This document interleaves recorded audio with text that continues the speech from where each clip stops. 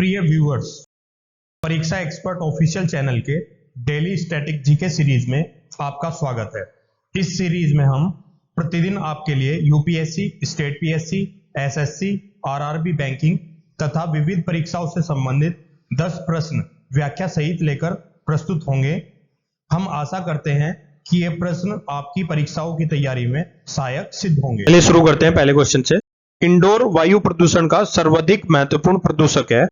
Option A sulphur dioxide, option B carbon dioxide, option C nitrogen dioxide, option D radon gas. इसका सही answer है option D radon gas. Explanation देख लेते हैं।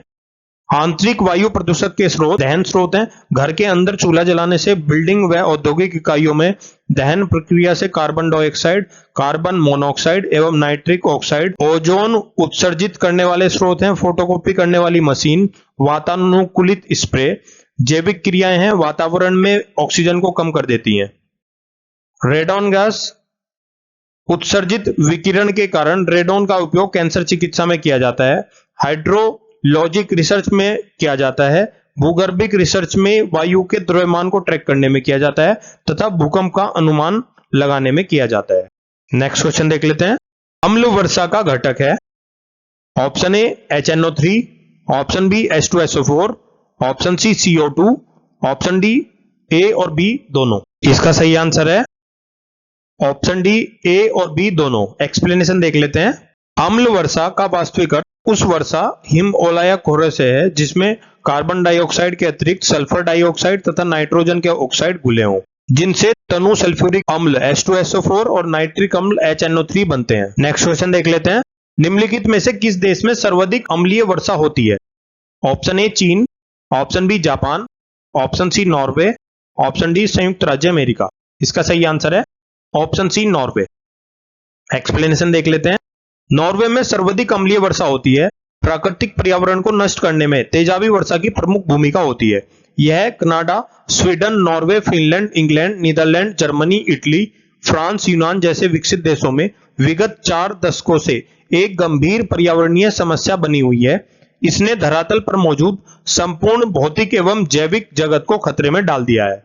अम्लीय वर्षा का कारण सल्फर डाइऑक्साइड होता है। नेक्स्ट क्वेश्चन देख लेते हैं। जैव ऑक्सीजन मांग किसके लिए एक मानक मापदंड है? ऑप्शन ए रक्त में ऑक्सीजन का स्तर मापने के लिए, ऑप्शन बी जलीय पारिस्थितिकी तंत्रों में ऑक्सीजन स्तरों के अभिकलन के लिए, ऑप्शन सी वनीय पारिस्थितिकी तंत्रों में ऑक्सीजन स्तरों के अभिकलन के लिए, ऑप्शन डी उच्च तुंगता क्षेत्रों में ऑक्सीजन स्तरों के आकलन। इसका सही आंसर है ऑप्शन बी जलीय पारिस्थितिकी तंत्रों में ऑक्सीजन स्तरों के अभिकलन के लिए। एक्सप्लेनेशन देख लेते हैं। जैव ऑक्सीजन मांग जलीय पारिस्थितिकी तंत्रों में प्रदूषण मापन के लिए किया जाता है। बीओडी को बायोकेमिकल ऑक्सीजन डिमांड कहा जाता है। जल में बीओडी की मात्रा के अधिक होने पर जल प्रदूषित हो जाता है। जलीय जीवों के जीने के लिए आवश्यक ऑक्सीजन की मात्रा को जैव ऑक्सीजन मांग कहते हैं। जल में ऑक्सीजन की बढ़ती मांग बढ़ते अपशिष्ट की मात्रा से सीधे तौर पर संबंधित है। इसी धारणा को जैव ऑक्सीजन मांग के रूप में व्यक्त किया जाता है। जैव ऑक्सीजन मांग जल में जैव निम्नीकरण यौगिकों के ऑक्सीकरण हेतु खपत होने वाली कुल ऑक्सीजन की मात्रा का द्योतक। नेक्स्ट क्वेश्चन देख लेते हैं। निम्नलिखित में से किस नदी को अपने प्रदूषकों के कारण जैविक मरुस्थल कहा जाता है? Option A Yamuna, option B Damodar, option C Noyyal, option D Mahanadi. इसका सही आंसर है ऑप्शन बी दामोदर। एक्सप्लेनेशन देख लेते हैं। दामोदर भारतीय राज्यों झारखंड और पश्चिम बंगाल में बहने वाली एक नदी है।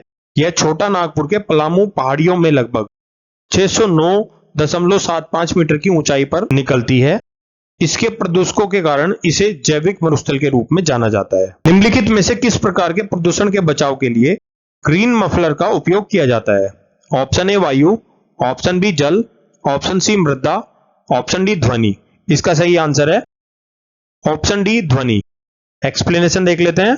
ग्रीन मफलर पेड़ों और झाड़ियों की एक पंक्ति है जिसे सौर अवशोषक के रूप में काम करने के लिए उगाया या बनाया रखे जा सकता है। यह प्रदूषक गैसों को अवशोषित करके वायु प्रदूषण को कम करने में भी मदद करता है और चलने वाले वाहनों द्वारा उत्पन्न निलंबित कण पदार्थ या धूल के निपटान का कारण बनता है। नेक्स्ट क्वेश्चन देख लेते हैं।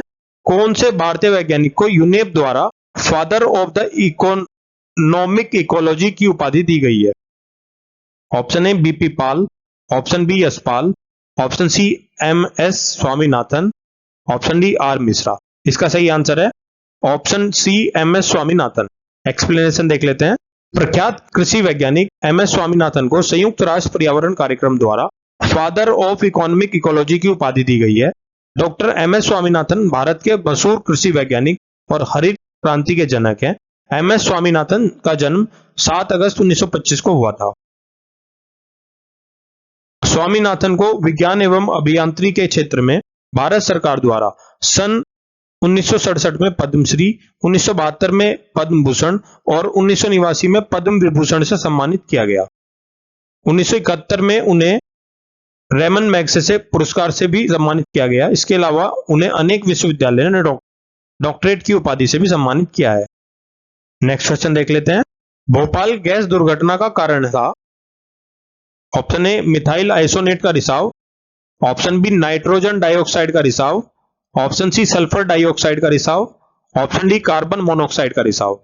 इसका सही आंसर है ऑप्शन ए मिथाइल आइसोसाइनेट का रिसाव। एक्सप्लेनेशन देख लेते हैं। भोपाल गैस कांड में मिथाइल आइसोसाइनेट नामक जहरीली गैस का रिसाव हुआ था।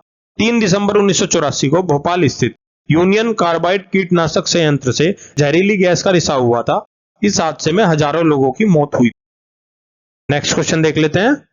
सूची 1 को सूची 2 से सुमेलित कर सही उत्तर का चयन कीजिए।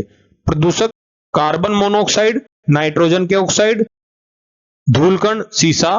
प्रभाव 1 लीवर और किडनी की क्षति, 2 से कैंसर, 3 स्वास्थ्य संबंधी रोग, 4 केंद्रीय नर्वस सिस्टम। कूट। Option A 2A 3B 4C 1D, option B 4A 3B 2C 1D, option C 1A 2B 3C 4D, option D 4A 3B 1C 2D। इसका सही आंसर है option C 1A 2B 3C 4D। Explanation देख लेते हैं। Carbon monoxide एक जहरीली gas है। यह गैसोलीन, केरोसिन, तेल, प्रोपेन, कोयला या लकड़ी के जलने से उत्पन्न होती है। कार्बन मोनोऑक्साइड लोगों के स्वास्थ्य को नुकसान पहुंचाती है। कार्बन मोनोऑक्साइड की अधिकता वाले वातावरण में सांस लेने से शरीर में ऑक्सीजन की मात्रा कम हो जाती है। नाइट्रोजन के ऑक्साइड ईंधन जैसे डीजल या कोयले के दहन से प्रदूषित धुएं का मुख्य अवयव है। यह नाम NO, NO2 या अन्य कई गैसों को सम्मिलित रूप से दिया जाता है जो प्रदूषक है और अम्लीय वर्षा को जन्म देती। धूलकण स्वास्थ्य संबंधी रोग हो जाते हैं। जल प्रदूषण निवारण तथा नियंत्रण अधिनियम किस वर्ष लागू किया गया?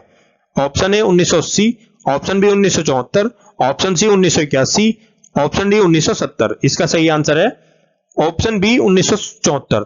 एक्सप्लेनेशन देख लेते हैं।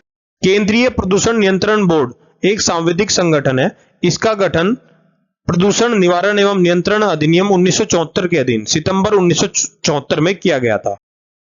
इसके अलावा केंद्रीय प्रदूषण नियंत्रण बोर्ड को वायु अधिनियम 1981 के अधीन भी शक्तियां और कार्य सौंपे गए।